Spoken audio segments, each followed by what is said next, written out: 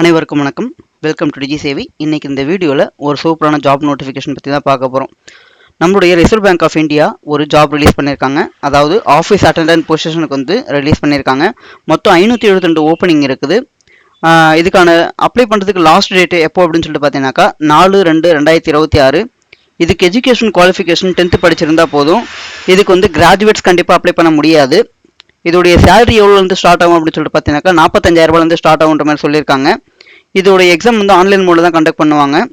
இதுக்கான official notification நம்மளோட வீடியோடைய டிஸ்கிரிப்ஷனில் நான் லிங்காக கொடுக்குறேன். அதை வந்து ஓப்பன் பண்ணிக்கோங்க. இதோட ஃபீஸ் ஸ்ட்ரக்சர் எவ்வளோ இருக்கும் அப்படின்னு சொல்லிட்டு பார்த்தீங்கன்னாக்கா SC/ST கேட்டகரிக்கு வந்து 50 ரூபா ப்ளஸ் ஜிஎஸ்டி இருக்கும்.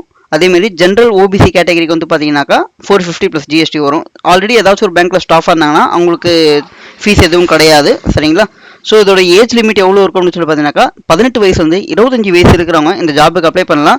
இந்த ஜாபுக்கு அப்ளை பண்ணணும்னு சொல்லிட்டு ஆசையாக இருக்கிறவங்க சீக்கிரமாக இந்த நோட்டிஃபிகேஷனை ஓப்பன் பண்ணி ஃபுல்லாக படித்து பார்த்துட்டு இந்த ஜாபுக்கு அப்ளை பண்ணுங்கள். டைம் ரொம்ப கம்மியாக இருக்குது.